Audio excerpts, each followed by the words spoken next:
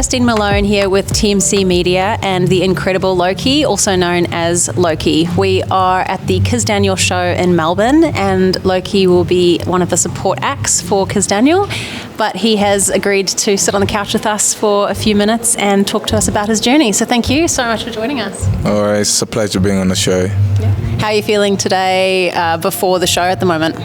I'm actually, surprised that I'm actually here doing a show whereby my favorite artist is down in Australia performing. Kis Daniel is actually one of my favorite artists. I've been following this guy for a very long time. So it's a pleasure being on the stage, opening up for Kis Daniel. And it's like one of my dreams come true. Yeah. What is it about Kis Daniel that is so inspiring to you? I just love, I feel like we have similar type of style in music. It's like the melodies and the energy he brings to songs. When I just like how he delivers music. Yeah, he has no bad songs. Yeah. Bringing positive energy into the world. So when did you get into music then? I got into music like 2007. I was in a group with a couple of friends. Went to the same school together. Started doing music for fun. And after that I moved to, I'm originally from Perth. I moved to Melbourne, and I tried finding myself in the music industry. Then I thought, okay, there's no one representing Afrobeat. I should be that guy that represents the culture. Yeah. So who did you approach when you first moved to Melbourne to help get your name out there? To be honest, I didn't really reach out to anyone. It was just my brother that was here because he moved here before me. So he was reaching out to a couple of friends he knows that was in the industry doing music. So he told me it's like Melbourne is a place for you to be because there's more entertainment going on here. I feel like you can meet people. So when I came down, one of his friends actually had a studio, and that's where it all started. When I came to Melbourne, worked with him for a bit, and then we started growing from there. Did you write your own music? Always. Always, yeah. And what kind of mood do you get into to write it? To be honest, I'm when it comes to me writing songs, it depends on the vibe that I'm in, like the energy, how I'm feeling.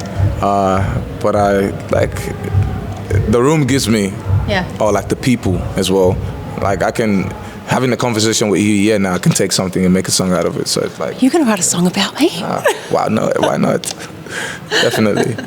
What do you like writing music about? Is it life? Is it your journey? Is it love? I feel like for me, I connect more to music when it comes to me explaining my journey, like for people to know what I'm, going through, to see how the game is and stuff like that. Yeah. So you got into a recording studio in Melbourne. How did you get that song out there? I don't know, man. To be honest, it's the people, the family, full support, and like everybody just liking my sound. I don't know, man. It's God. We thank God for that. Yeah. It's crazy. Crazy support, yeah. And what was the first concert that you performed at? Woo! Or live performance? I actually can't even remember. The first concert, it was Flavor. Yeah. Flavor came here 2011, I think it was, yeah.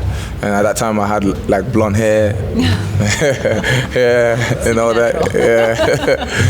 I was just a young artist trying to grow, Stand out. Yeah, that's it. And when you look back at that performance, how do you feel like it went? Oh, it's amazing. From looking back at that moment to now, I feel like, this is where I belong. This is for me, The growth, it's been amazing. And I mean, like each year that comes by, there's something new and something different, which I appreciate, yeah. So besides music, is there anything else you do? Like, do you have another job as well, or are you a full-time artist? I'm a full-time artist, but I work for myself. I do have a job in construction as well. Yeah. So I do that every now and then when I have time off, yeah. I guess the music industry can be a bit of a challenge, and getting into it, it's show after show, and then suddenly it's quiet. So having, I guess, that backup of the real life job it help support the recording studio fees. Because I feel like if you don't have something backing you up, then because music costs a lot, you know, it's a lot of time and effort as well. So when there's nothing happening, you should be trying to make what you spend. So you say music costs a lot. What are the costs that new and up-and-coming artists should be aware of? I'm talking videos, studio sessions, photos, models, dancers. The list goes on. So it's crazy. Like, we invest a lot in music, and to be honest, I feel like the love that I'm getting from it makes me want to do more. So that's the beauty of it. Yeah. Do you feel like the money you make from performances, does that cover it enough, or do you really feel like you need that job on the side to help push it? That's a simple answer, to be honest. If the money that I made from shows were to cover up, I wouldn't be working at all, to be honest. So here and there, we have to work to cover up. Yeah.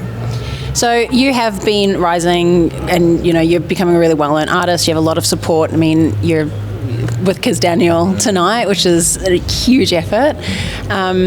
As you start to rise, do you feel like how do you the question is, people start to kind of like get drawn to you more. How do you know to trust your inner circle? Like, how do you know who to trust?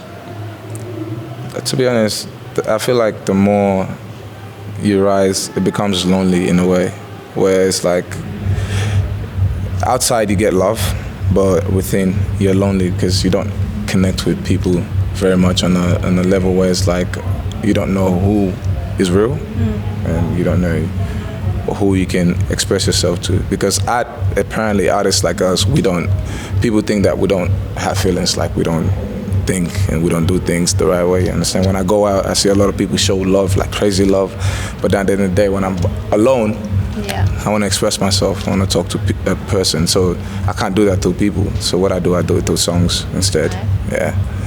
So is there anybody that's been around since the beginning, besides your brother, that is still with you now? Yeah, I have a few friends that have been there from day one, and they're still there supporting. They're here tonight, and they're like family to me. They're not friends, they're family, and we're close. Yeah.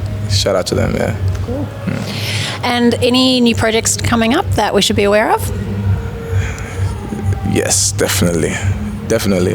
By the end of the year, there'll be new projects coming out soon, And any performances or concerts that the audience should know about to attend? Oh yeah, I'll see you guys at Kwame Eugene. I'll see you guys at Ladipo. And many more. Many more. And for any young artists, and I'm thinking, teenagers that are still in their bedrooms wanting to perform, that are trying to record themselves in their bedrooms, what kind of advice can you give to them? I would say just believe in yourself. Never doubt your goals. Never let anyone put you down. Always work hard to what you want to achieve. So, never give up, basically. Yeah. And is there anything else you'd like to add to the interview? Shout out to everybody supporting and downloading my songs. I love you guys, and it's a pleasure being on the show. Shout out to TMZ, and you know how it is. It's a great vibe. This is Lowkey, and thank you so much for your time. I really appreciate it. No worries. Thank you for having me.